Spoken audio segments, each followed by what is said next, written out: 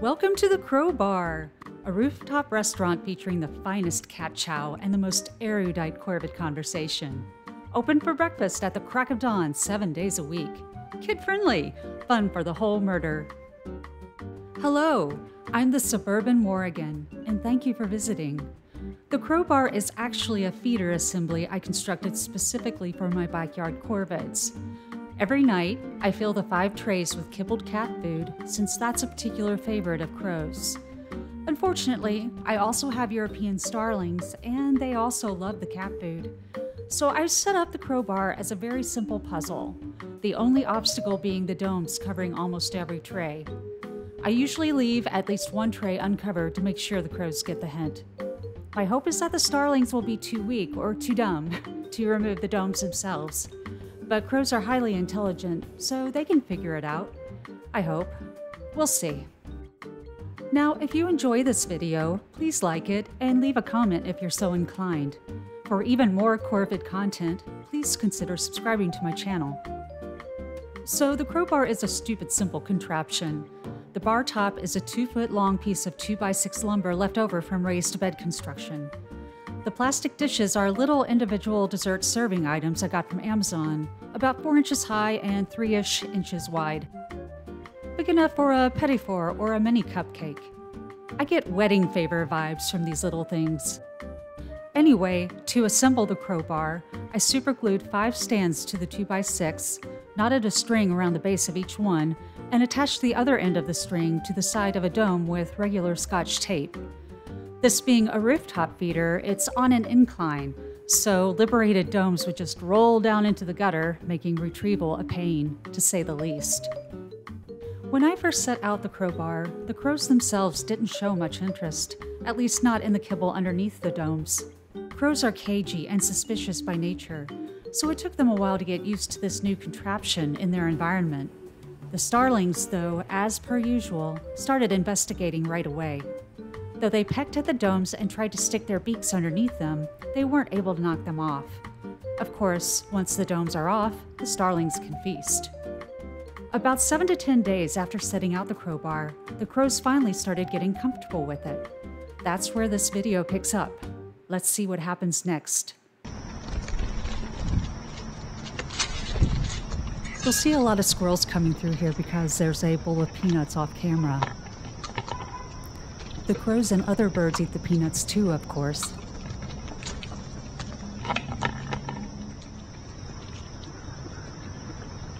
This guy right here is thinking about it, but not sure. And the squirrel's not helping.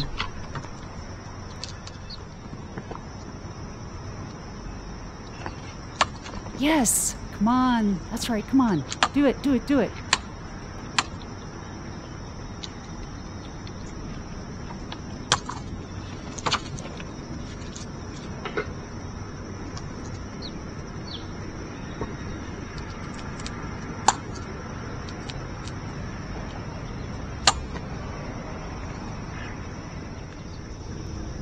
I think this is a juvenile, by the way.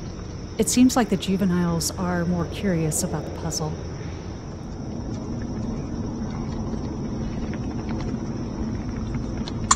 Yes, finally! Just look at how smug this guy is.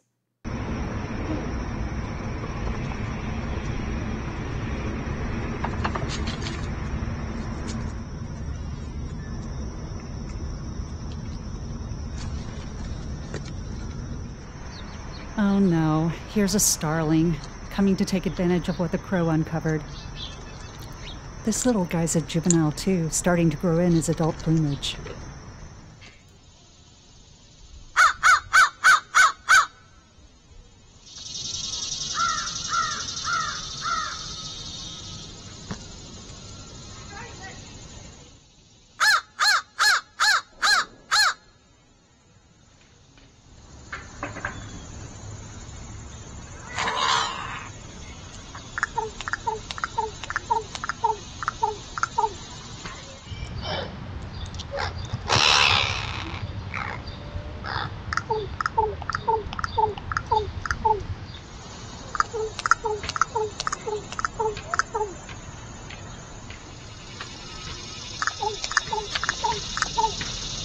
I've read that this cooing vocalization is supposed to be calming or conciliatory,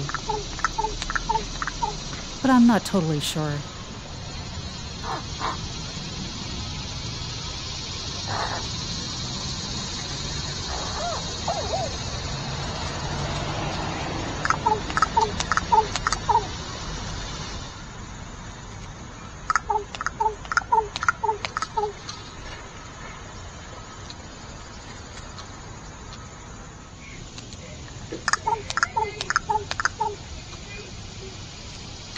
The crow on the right, the one that has been doing all the cooing, is a juvenile.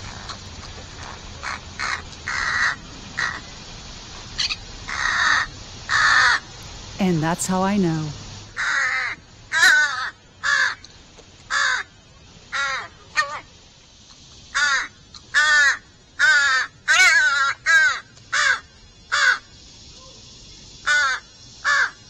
Okay, so this seems like it's going to go on for a while, so let's put this guy on mute for the time being. I've done a whole other video on crow fledglings and their interactions with adults. The link is in the upper right of the screen if you want to check that out. But I'd like to recall one of my prior observations here. Baby crows fledge at about 80% of their adult size, but they tend to keep begging like this for months. So they're basically toddlers in teen bodies. That's a frightening thought. As for the parents, they tend to take a tough love approach with their fledglings. Sometimes they can get quite aggressive with them. Let's turn the sound back on. Come on, you can do it. Aww.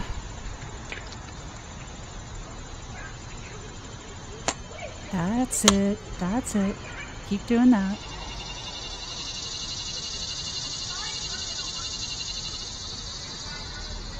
Yes! Hey, where are you going? It's really no surprise that this sort of thing startles the crows. It's something they'd have to get used to. This crow seems fascinated with the oak branch. He must think there's food under it.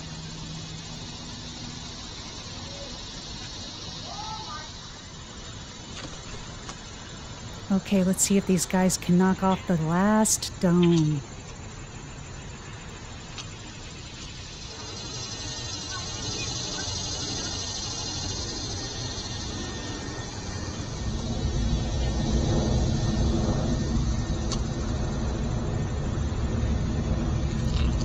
Whoa, did you just see that? Let's see that again. The juvenile comes so close to catching that bit of kibble in his beak.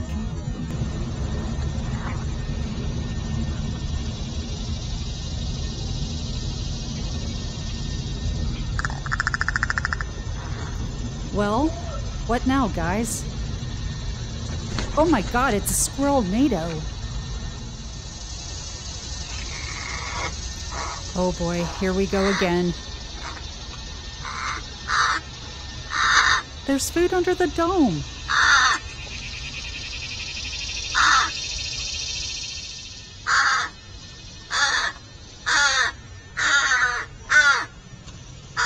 Okay, I have to put this kid on mute again.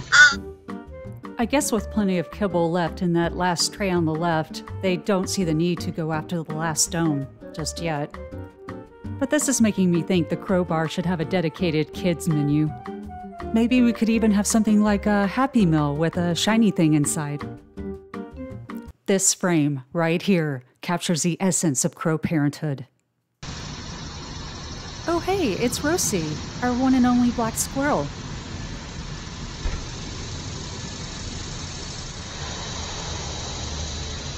No, Rosie, there's nothing at the crow bar for you.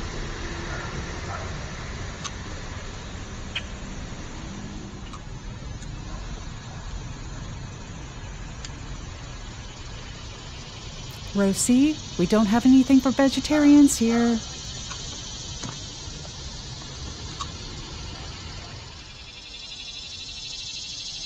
He's thinking about it. Ooh, almost.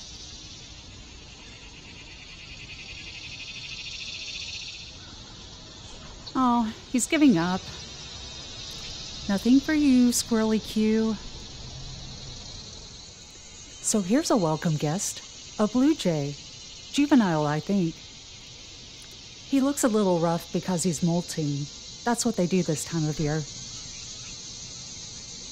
Some people don't know that blue jays are in the same taxonomic family as crows, Corvidae. Okay, everyone, watch this. This is from the next morning.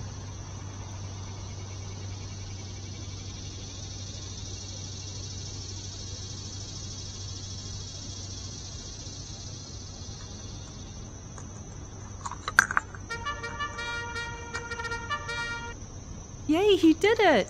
He removed the dome by the handle and wasn't even scared when it fell on the ground. That's right, go ahead and make a mess. You deserve it. So that's the crowbar, folks. Please check out my other videos on crows, jays, and many others. And thank you for birdwatching.